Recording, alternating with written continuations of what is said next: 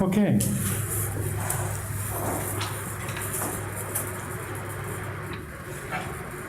So let's look at, I don't know quite how to get into this, but we just sort of have to start, and then it goes by itself once it starts. How to settle a view in particular? Everybody on the spot? So this outline is attributed to Trijang Lo-sang-ye-she. Betsy said that it was actually Giant Sheva's outline, but I did not at the time pursue. Giant Sheva did an outline of the Great Exposition of the Path, of the Stage of the Path, and somehow she put it together that Trijang Lo-sang-ye-she really didn't do these. He carried them over, though, from Giant Sheva's rendition of the Great Exposition of Special Insight, which is typical. It's typical among Tibetan scholars to take from somebody else and not attribute. It's just typical. It's plagiarism is the way it's done. And in fact, sometimes people are shocked when they find out how much came from somebody else. In this case, I don't know. It's particularly amusing because Trijang Lo-sang-ye was a bit of a partisan for Benchen Tsong-kha-pa for Losaling, which is the neighboring college 40 paces away in Jebon. And that he would be cribbing from Gomang's textbook writer, is particularly amusing if it's true. But I haven't looked into it myself. So. Trijang Lo-sang-ye modern, or is he? Yes, this, just the previous one who died, a few years ago. Oh, The Dalai Lama's so-called junior tutor, although he was older than the senior tutor. It's I believe, by time of appointment.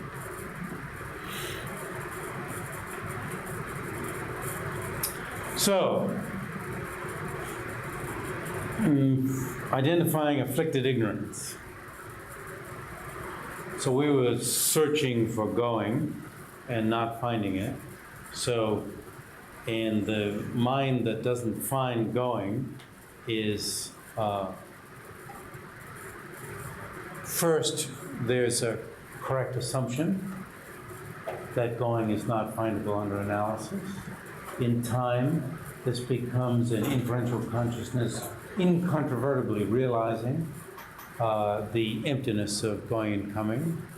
And in time, that also turns into a mind directly perceiving the emptiness of going and coming. The emptiness of going and coming, some people identifying as the non-finding, not the action of not finding, that vacuity when you don't find it, okay? So then, what is ignorance?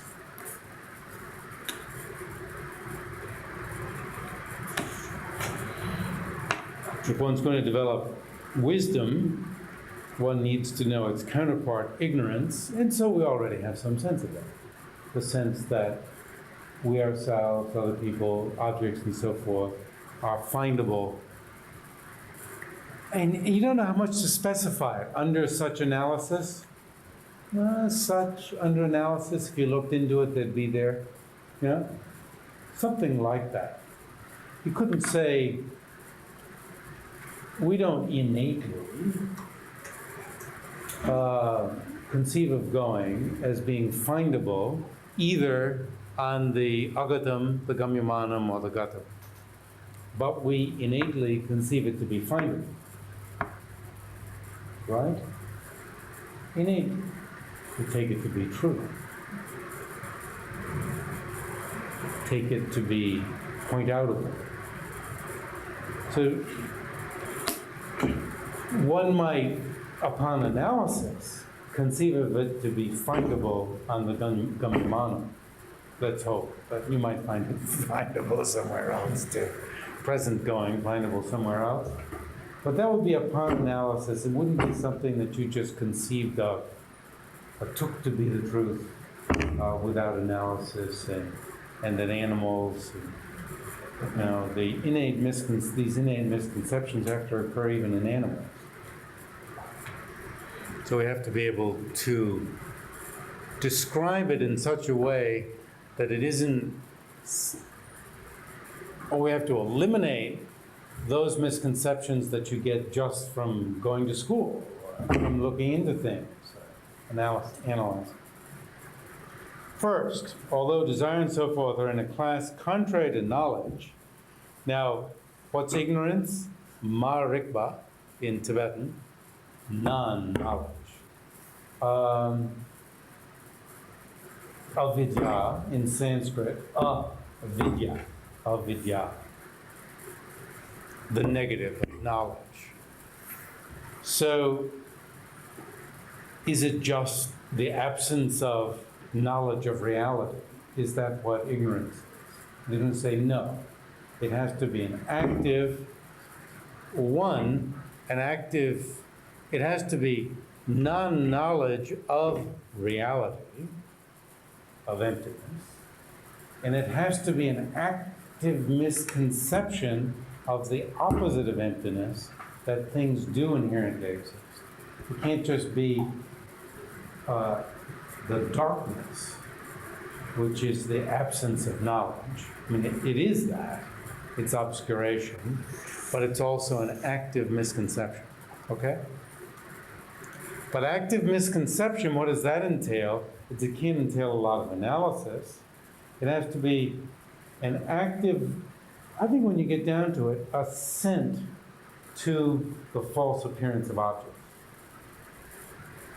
An active assent doesn't mean, oh yeah, shall I assent or not? It's just thinking this to be true.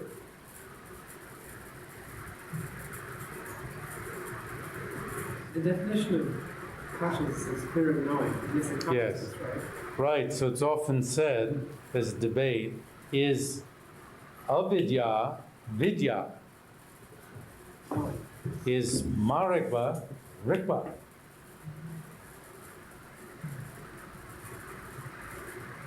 Because all marikpa is a consciousness, right? Ignorance is a consciousness, and anything that's a consciousness is clear and knowing. Its nature is clear, and it's knowing. So then the question comes, how is it clear? Its entity is clear. Any consciousness. It's very interesting. The entity of any basic entity of any consciousness, no matter how stupid, dumb, withdrawn, catatonic, dull, right? There is a basic entity of clarity there, if one could only make contact with it, right? And what does know there mean? The present principle of the school of dialectics says, in his text, it means just that it apprehends some object. But then when you take a consciousness to which an object appears, but, what do you say? Nalamangeva. So then what does apprehend mean? Apprehend can't mean ascertain.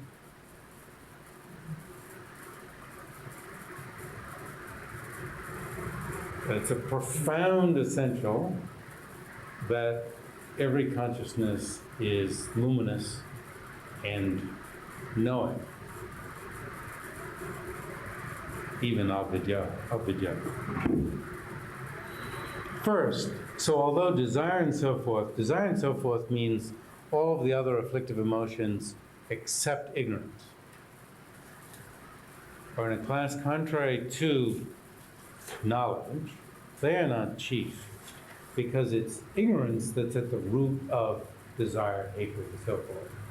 Without this particular ignorance, right, which thinks that these things assumes that these things, are findable? What can we say? Are as they appear. Are as they appear, that there's a concordance between how it appears and how it is. What? They're abiding by what's from their own self. Right? Right, that they are established from their own side, they abide from their own side.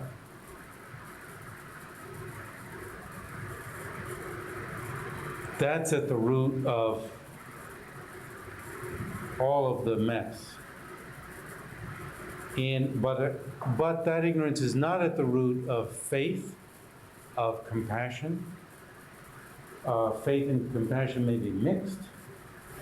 Very hard to be possible at least, but can be mixed with these. But if you take away ignorance, they can remain.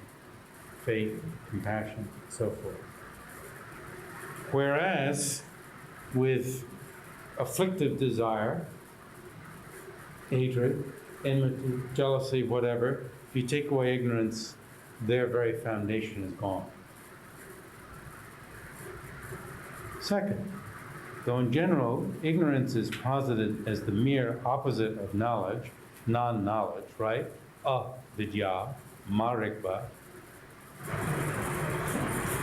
Here, ignorance is to be taken as the opposite of knowledge, realizing the absence of true existence or inherent existence, and thus is a consciousness conceiving of true existence, holding to, apprehending true existence.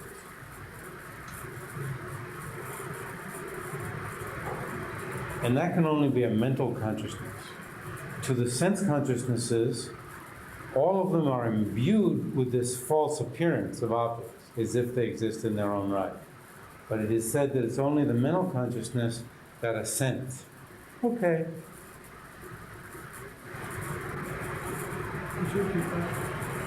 Even though to all of the sense consciousnesses, objects appear to be inherently existent, it's only the mental consciousness that assents. And not every instance of mental consciousness, somehow, I tend to think that every instance of the mental consciousness operates within the context of an assent to this appearance. Even when I say the door is over there, and I'm not at all excited about it or whatever, that's within the context of an assent. For instance, in a dream, there's a door over there or whatever. It's within the context of accepting that this is waking life and real and so forth. But if that were so, then all mental consciousnesses would be mistaken. But they're making the claim that we have some consciousnesses that conceive of true existence, some that realize the absence of true existence. We don't have any. Okay. And some that do neither. They don't. It's not like the mind is qualifying it with neither true existence nor an absence of true existence. It's just not paying attention to that topic. So they claim, Ilupa's claim, when I'm thinking about, there's just that's the door. If you want to go to the men's room, you go out that door and go over there, right? That's how you go. That I have mental consciousness then that is not conceiving of true existence, that is not referring to a door that I understand as being qualified by true existence. And even though they say that the door appears to that mental consciousness to be inherently existent. You follow? Sometimes it's assenting, and sometimes it's just, that isn't what it's up to, assenting or not assenting to that. It's just this door over there, and that's how you get the men's room. But I tend to think, myself, that all of that, even knowledge, which is true enough, the men's room is over there and that's how you go, is still sullied with and operates in a context of inherent existence. They want to just say, well, it appears, quite separate them out. It appears to be inherently existent, but you're not conceiving of it. They want to leave room for valid cognition. And if my valid cognition of the door also not just the existence of the door, but understands it as qualified by inherent existence, which is, even Tsong-kha-pa says we can't separate existence and inherent existence until we realize emptiness. We can't separate the two. In words, we can. In words, we say, oh yes, we're refuting inherent existence and not existence. As if sort of, we knew. For instance, as soon as we did the reasoning, we all felt going does not exist at all. Right?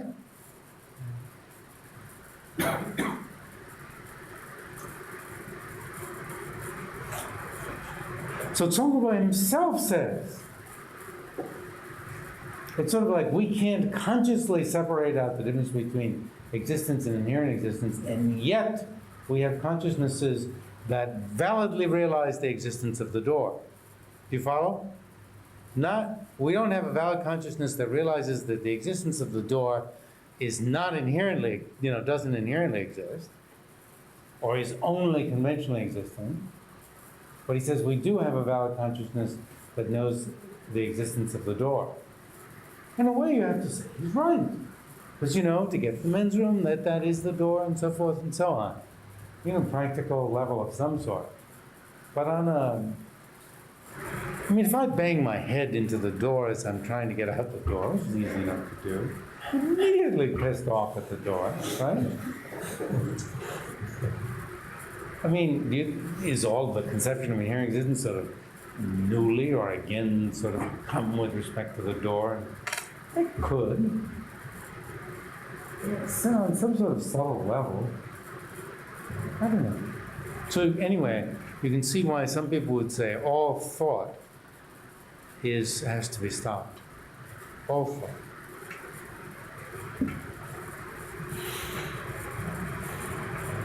But anyway, very specifically here, ignorance is what conceives of true existence, apprehends, holds to true existence, or inherent existence from the objects on the side. Third, describing the two subtle conceptions of self as afflictive emotions.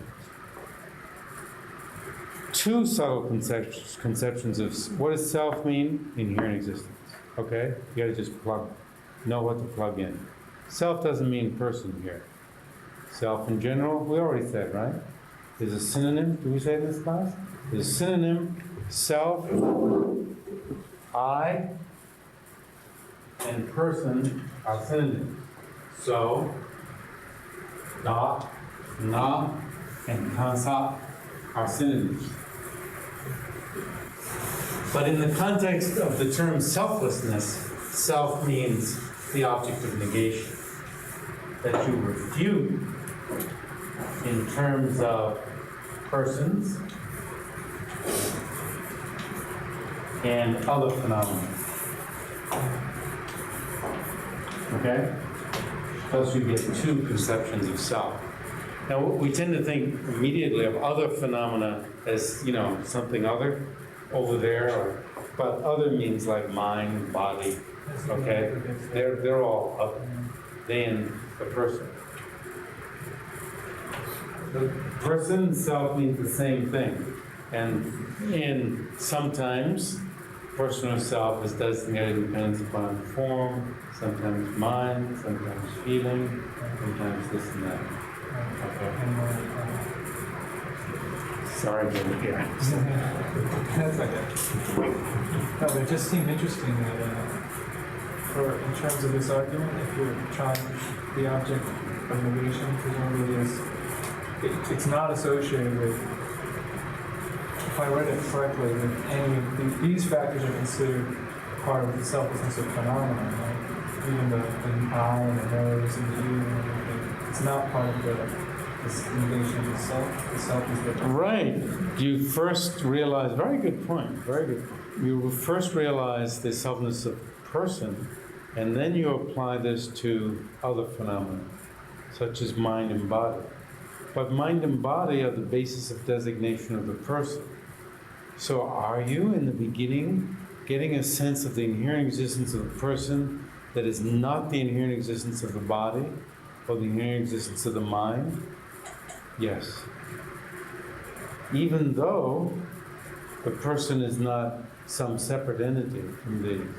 It's odd. It's odd. It seems to be odd. It provokes thought. Now, these two subtle conceptions of self are ignorance and they are afflictive emotions. They are not obstructions to omniscience. They are afflictive obstructions. They are at the root of our afflictive emotions. Therefore, they must be overcome in order to overcome, in order to overcome the other afflictive emotions, desire, hatred, and so forth. So unlike other systems that posit the conception of true existence like the Swatantrikas as an obstruction to omniscience, in the Prasangika system, it's an afflictive obstruction, an obstruction to liberation from cyclic existence. And therefore, even heroes and solitary realizers, those of the low vehicle, not by tenet, but by motivation, who are seeking mainly to get out of cyclic existence for their own sake, at least for the time being, and then maybe they'll get interest in helping others more. Even they must get rid of the subtle conceptions of self.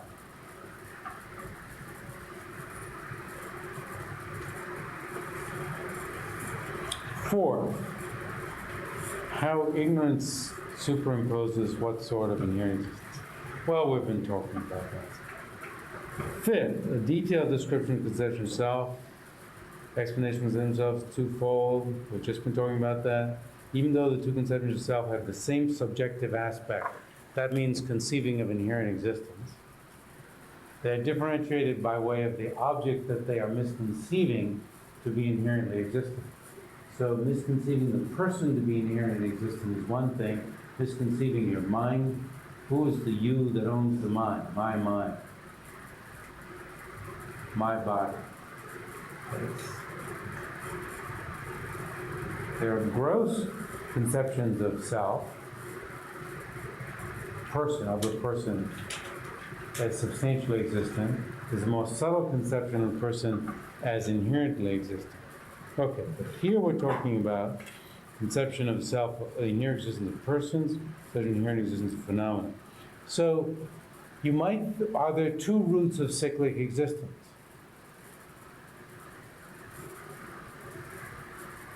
No, that's how you say there's only one, is that they both have the same subjective aspect. That means how they're misconceiving whatever object they have. Which comes first? Conception of inherent existence of the person, or conception of inherent existence of phenomena? Phenomena. Right. So,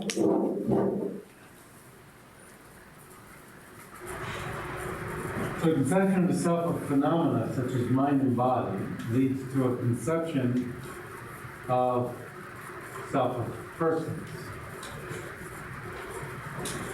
But persons here means oneself. If you are seeing your own mind and body, if you see mind and body as inherently existent, of course the person that's designated in dependence upon mind and body, you're going to conceive to be inherently existent. Second, now, I'm not sure this says the right thing. The difference between the conception of self, that should be the conception of a self of persons. Now, the view of the transitory in Sanskrit, Sat, Aya, Ursu. In Tibetan, Jigsaw Dao.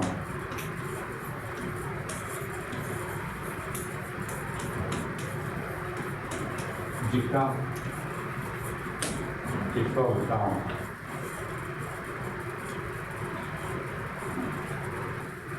This is talking about viewing your own self, person, as being inherently existent. Okay? Jigsaw Dao. The view of the transitory collection. What are you viewing?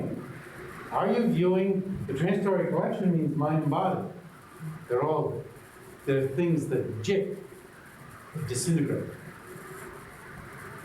So, is the object of observation of a view of yourself of it as inherent existence the mind and body?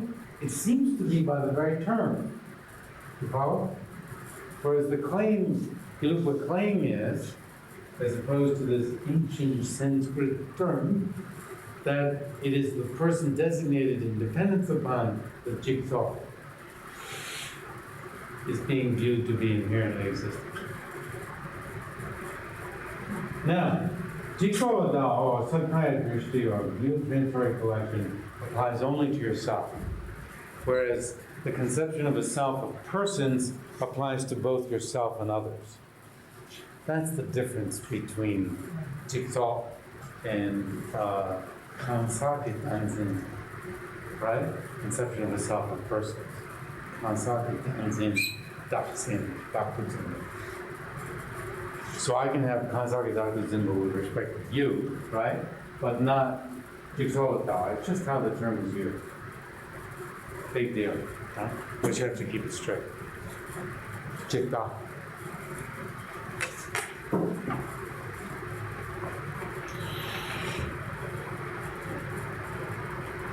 So the first part of his explanation is that the object of observation of a view of the transitory, conceiving and inherently existent I is necessarily a person. So even though it's the view of the transitory collection, and you would think by the name the transitory collection is the object of observation of the view, the thing that's being misconceived to be an inherently existent I, you follow? It has to be the person oneself. It has to be the person. Second, the difference between the observation of two conceptions of self.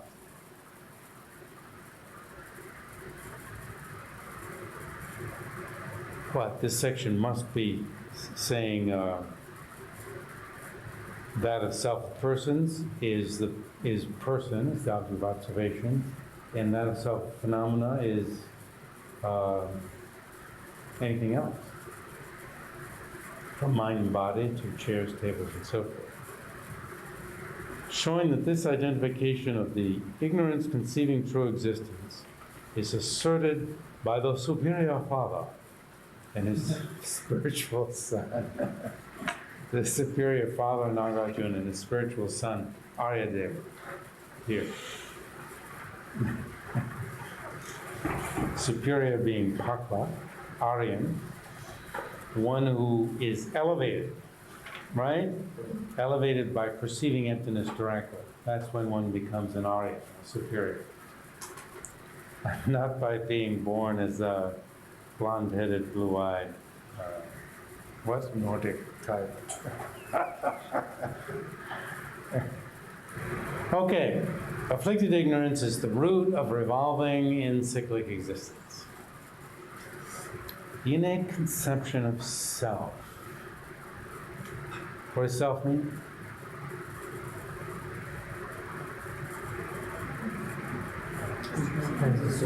Inherent existence. The innate conception of inherent existence must be posited root of cyclic existence. But the artificial one is not suitable to be posited self. Artificial, learned, acquired, whatever word you want to use. In Tibetan, gunda. In Sanskrit, parikalpita, made up. And that's a big point, huge point. This, in terms of comparing what Tsong-kha-pa has to say about Chandrakirti and Nagarjuna, and comparing what especially Euro-American, Japanese, and so forth, Indian scholars are saying nowadays about Nagarjuna, we tend to think that they're talking about propositional, a propositional type of ignorance. That only the educated, people educated in a certain way, or, that was all Nagarjuna was getting at. And Tsong-kha-pa's point is that could never be the root of cyclic existence. It has to be something that is not artificial, not acquired. Is that view that modern Eurocentric scholars have ever part of traditional held by any traditional scholars? Well, I think that Tsong-kha-pa refutes this so much, and Chandrakirti does too. It must be. And you'd have to look around and see if it is and where it is. I don't know. Second, then you, of course, you can get into a lot of discussion about what does innate mean? What is acquired? It's innate, but it is peripheral. This ignorance doesn't abide in the very entity of the mind itself, but it's existed forever, since the beginning of this time. So then, what does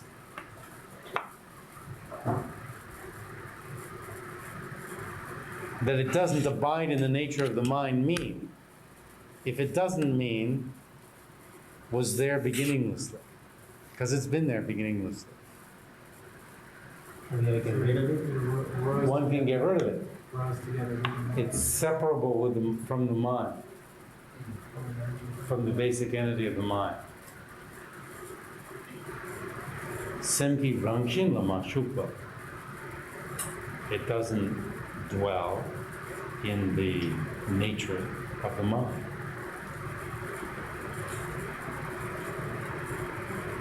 What does it mean that something's acquired? You go to dance class and your teacher teaches you are your body. Okay, so you think, I am my body, I am my body. It's very hard to think, I am what I eat. You know, in some way you can. We all say it, you are what you eat. But when you when you eventually convert to some of these ideas, and it becomes automatic. Oh God, I couldn't eat that. MSG. You are what you eat. Or, to get more personal views, some of Hitler's views, or, you grow up, what is all this business about Aryan and so forth? And, especially if you are Aryan, or maybe if you aren't Aryan, right? Why not? You come to automatically subscribe to the view. Why not? Does that become innate? When you've practiced it so much that it like comes naturally? You're no longer thinking of reasons. They say reason or scripture. Independence on reason or scripture. Scripture would be like what Hitler said. And the reasons, whatever he said, set forth. However stupid or whatever they may be. Right? And these would be wiped out. Apparently, when you attain the path of seeing, all of these are wiped out. All of them. The innate, none of the innate are wiped out. Can artificial wrongdoers of self come from prior lives? Yes, that's another, they must, no question. So it's not just something that's learned in this life. It must be, I feel. Which somewhat undermines the distinction between innate. Yeah, it was what I'm saying, when you look into it, you get some difficulties. Even if sort of we know what's meant.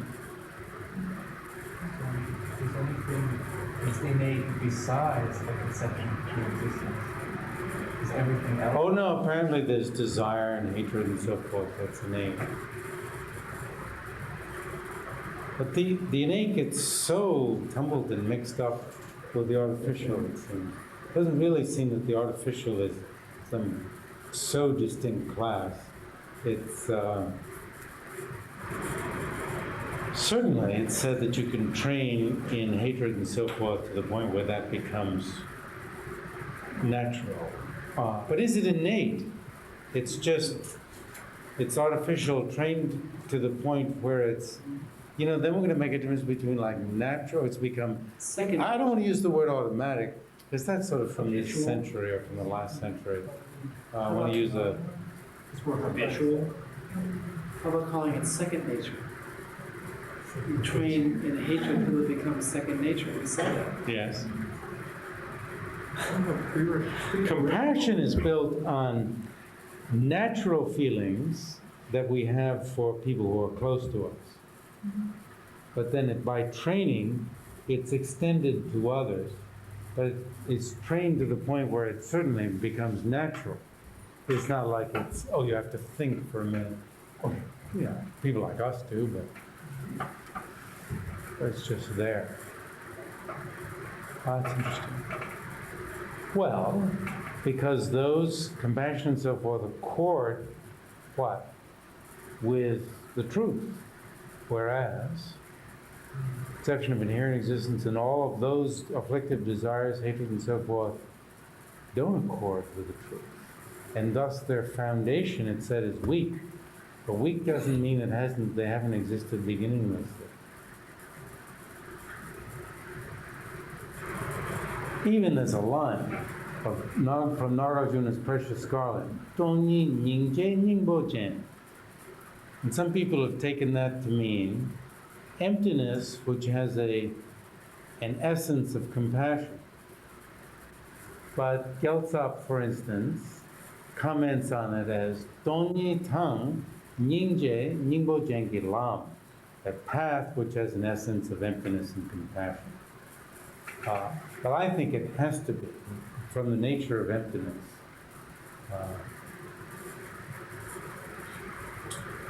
The cognition of emptiness, which is totally non-dual, that is certainly far more concordant with compassion than it is with hatred.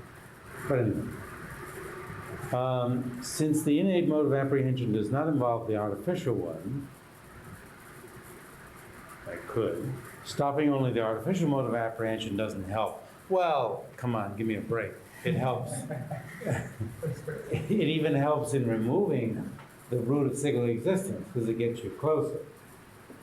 And probably the one we thought was innate would probably be artificial. I think working on any one you can get your hands on is well worth it. That's not his point. You can see it isn't his point.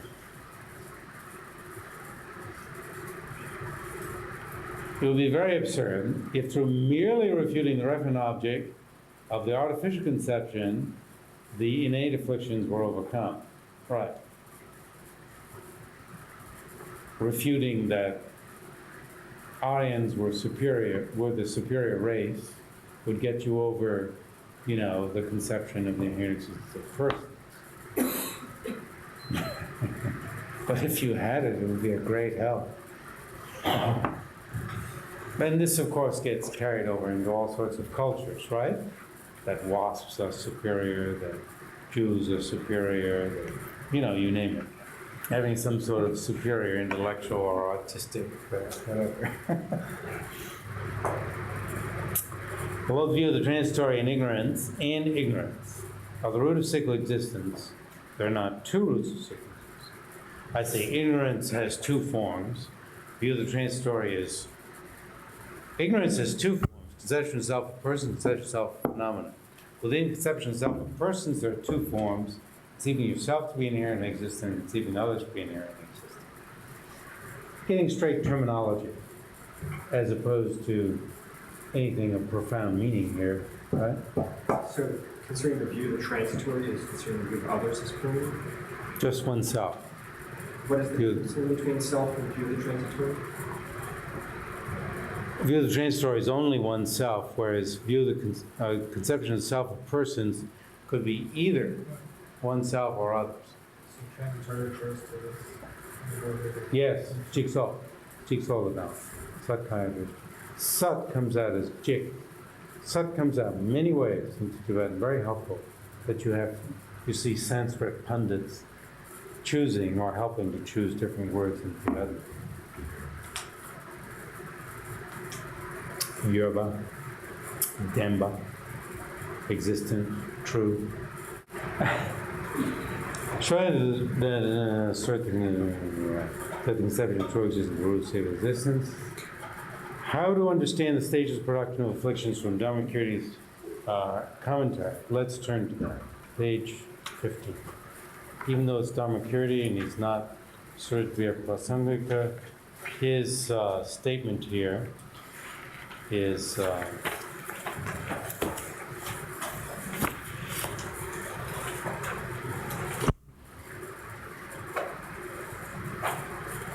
Used a lot.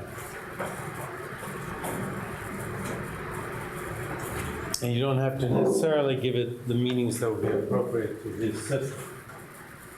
The one who sees self, you could make that inherent existence, but you could even turn it into conceptual result of phenomenon with a little bit of commentarial license. There's always adherence to us, self of persons within that, your own self. Okay? Through that adherence, there's attachment to pleasure. Well,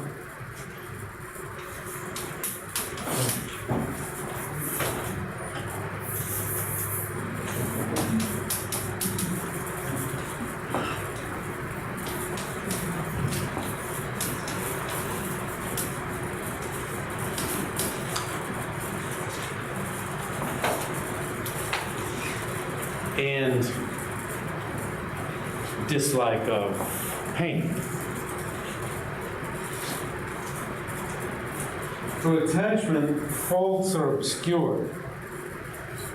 This means, it's very interesting. You fall in love, or you particularly want to go to bed with somebody or something like that. And I don't know, sometimes I can even watch my mind. As the faults appear, I push them to the side. Oh yeah, that's true enough. There's this other stuff. And there's this whole pile of faults that I can quite well know is there, but I keep my mind on the, We'll be back. We'll see. yes, and when you get pissed off, at that person. An advantage is seen whereby there is strong attachment. See, it's sort of attachment means strong attachment. The mind are taken up as a means of achieving pleasure. Thus, as long as there is attachment to self, so does one revolve in cyclic existence. Now, he talks about how cyclic existence is overcome. The ignorance which conceives the elaborations of persons, such as man and woman, and that's intentional together. He's not just being non-sexist, he's talking about sex and desire, and a phenomena such as form and feeling, which truly existence is overcome by finding the view realizing emptiness.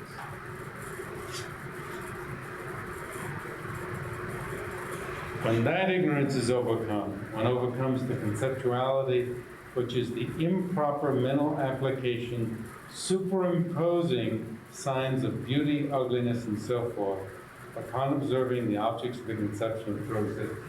So,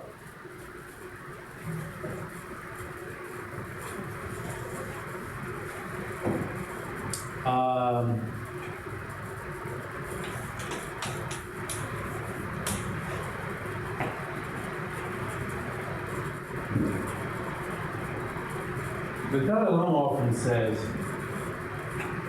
that what's being talked about here is an exaggeration of beauty, ugliness, and so forth. Not just beauty and ugly in itself, but there's an exaggeration. So, more or less, these are being lumped together. When there's a conception of inherent existence, then the beauty or ugliness, other qualities, and so forth, persons, objects, this and that, that's exaggerated also. When that is overcome, the other afflictions, desire, and so forth, which have the view of the administrator to the root are overcome. So you see, all these first three are matters of conceiving of inherent existence, which then leads to desire for this exaggerated beauty, hatred against the, ugly, get me out of here, and so forth.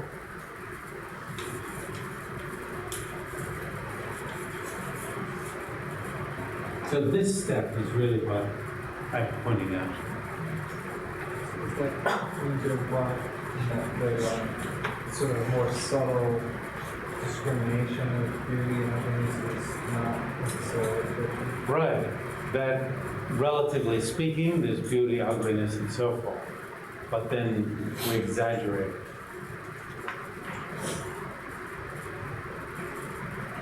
And it's within that exaggeration that desire, hatred, and so forth come out. This is still subtle desire. When they're overcome, actions motivated by them are overcome. So that means then desire, hatred, and so forth lead to action. True enough.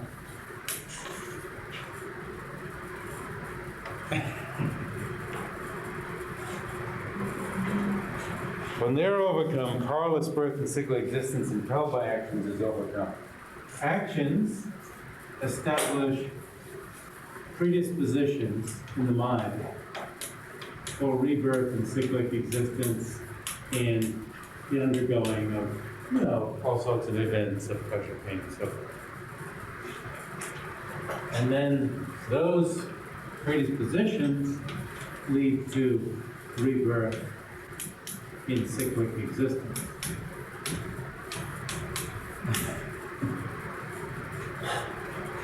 So this is like the,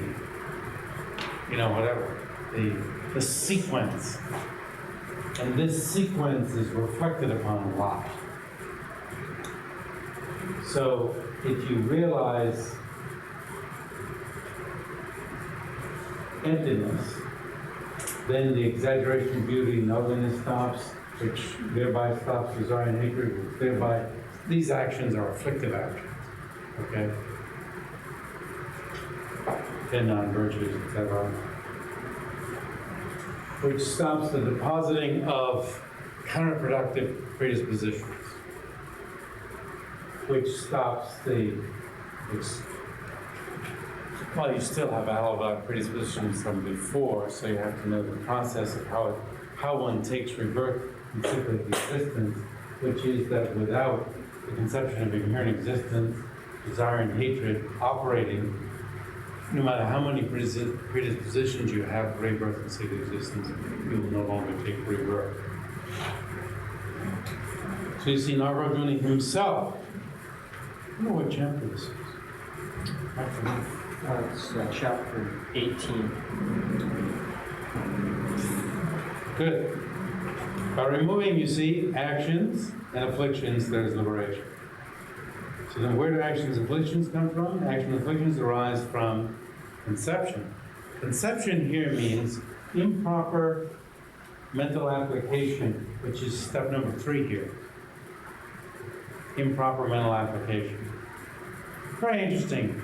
For me, understanding improper mental application was through understanding what proper mental application is, which is like, I've been born in cyclic existence, beginninglessly. Everybody has been a, close friend. That kind of reflection, which generates compassion, that's proper mental application. Improper mental application is this person is real scum. This person harmed me, harmed my friend, harmed property, accused us, this is awful, that's called improper mental application. Exaggeration of beauty on this.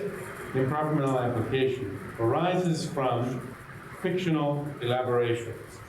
Drva, prapancha, which here is identified as the conceptions of true existence and here to these two. Fictional elaborations cease it, and there are 2 ways of taking the line what is by emptiness. That means by realizing. Tomba ni ki kakwarkyu. And the other way is Tomba ni tu kakwarkyu. I ceased in emptiness. Which both have Tomba ni tu kakwarkyu. It's almost like dissolving into emptiness. We need to value, understand the stages of how one enters into and disengages from cyclic existence in this way, and thereupon how one realizes the meaning of substance. It will not come through vague involvement, in which the points are not differentiated well. This tradition has nice layout. First time. A question of terminology. Afflictive ignorance. Isn't ignorance always afflictive? Non-afflictive ignorance in the Prasangika system refers to the, it doesn't refer to a consciousness anymore, but refers to the predispositions which were established by ignorance and by afflictive emotions and actions, and which have to be overcome in order to, have to be gotten rid of, dissolved, in order to attain omniscience. So those are the obstructions to omniscience, the non-afflictive ignorance. In the Swatantrika system, the non-afflictive ignorance is a consciousness. It's the conception of true existence. So, that's enough. It is enough, isn't it?